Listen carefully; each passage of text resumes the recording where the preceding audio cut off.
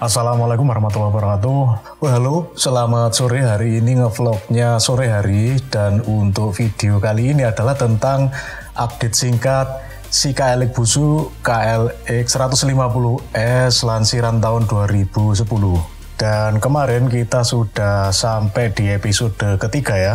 Kali ini adalah episode 3.5 alias 3,5, yaitu update singkat tentang si KLX Busu. Jadi kemarin setelah dilakukan pemeretelan, pengecekan, dan pembersihan beberapa part, kemarin sudah dilanjut nyicil sedikit gitu ya, yaitu pemasangan sok depan, riser, dan juga stang. Di bagian belakang sudah dilakukan pemasangan monoshock dan swing armnya. Kemarin sebelum melakukan pemasangan shock depan, sudah dilakukan juga pengecekan. Kondisinya masih oke. Drat-drat untuk murbaut di bagian triple clamp masih oke.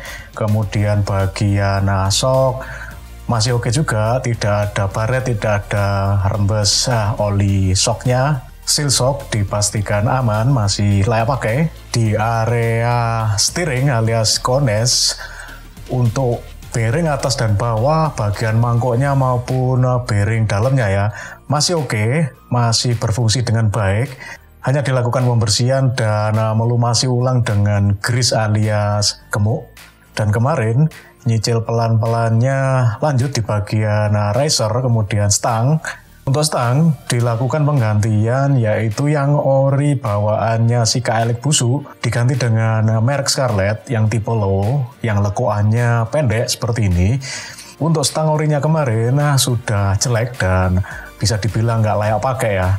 Tapi untuk risernya, riser bawaan yang terdiri dari riser original KLX dan riser atas aftermarket ya, masih oke, jadi tetap dipakai.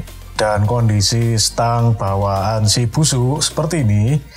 Di bagian ujung kiri dan kanan terdapat sambungan gitu ya. Jadi bekasnya digergaji, kayaknya dipotong gitu, kemudian disambung dengan pipa yang ukurannya sama dengan diameter pipa stang si KLX Busu. Dan menurut saya ini kondisinya jelek lah, nggak layak pakai. Apalagi kalau pas dipakai misal jatuh, ya bakalan nggak safety lah. Riser atas dan bawah masih memakai bawaannya si Busu. Stang diganti dengan Scarlett tipe low. Oke, di bagian belakang kemarin sudah nyicil pemasangan monoshock dan juga swing armnya. Untuk swing arm kondisinya masih layak pakai, walaupun secara fisik tampak sudah jelek gitu ya. Dan untuk pemasangannya nggak ada kendala yang berarti, lancar saja. Untuk kondisi si monoshock alias shock belakang ini ya, kemarin sempat terlihat sedikit rembesan oli gitu ya. Tapi secara fungsi seperti ribonnya masih oke, masih empuk. Jadi pasang dulu lah, nanti sambil dicek ulang saat pemakaian. Dan kemarin yang masih belum dipasang, salah satu part adalah bagian unit tracknya. Jadi ini unit tracknya sudah dimodif ya sama pemilik sebelumnya. Di ketiga lubang unit tracknya ini ya, di sisi kiri kanannya dipasangi bearing semua ya. Kalau unit track originalnya KLX tidak memakai bearing semua ya di bagian 3 lubang unit tracknya ini. Semua bearing yang ada di 3 lubangnya ini kemarin sempat macet total karena banyak kotoran di dalamnya. Dan untuk membersihkannya yaitu memakai bensin dan juga disemprot dengan WD-40 sambil dipukul-pukul untuk merontokkan kotoran yang ada di dalamnya.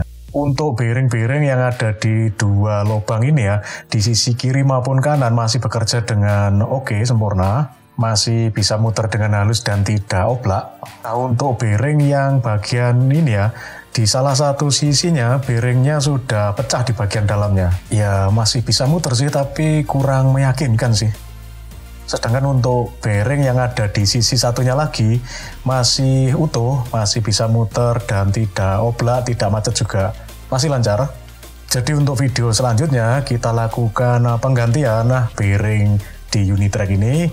Kita cari ukuran yang pas, lanjut kita cek bagian roda-roda, terutama bagian tromol, bearing-bearingnya masih oke apa enggak, perlu dibersihkan apa enggak, kemudian lanjut dipasang, lanjut cek bagian pengereman depan belakang, di bagian master rem maupun kaliper dari yang tertampak kemarin ya, lumayan jelek, lumayan kotor, dan secara fungsi rem bagian belakang tidak pakem sama sekali, rem depan juga kurang pakem. Oke, untuk video kali ini sekian dulu ya, update episode 3.5 KLX 150S Shibuzu, dan next kita lanjut di episode keempat tentang penggantian bearing di unit track ini, pengecekan roda-roda, pengecekan bagian pengereman, kita lakukan di episode 4 selanjutnya. Oh ya, dan untuk penggantian di bagian roda, kira-kira kalau menurut teman-teman langsung diganti dengan roda supermoto atau pakai roda yang bahan tahu ya? Silakan teman-teman kasih jawabannya di kolom komentar ya. Dan komen-komen dari teman-teman sebenarnya saya baca, tapi nggak sempat untuk membalasnya. Terima kasih banget untuk semua komen-komen yang masuk dari teman-teman. Oke, dan sekian dulu update singkat si KLX Busu episode 3.5. Sampai jumpa di update KLX Shibuzu episode selanjutnya. Wassalamualaikum warahmatullahi wabarakatuh. Ciao.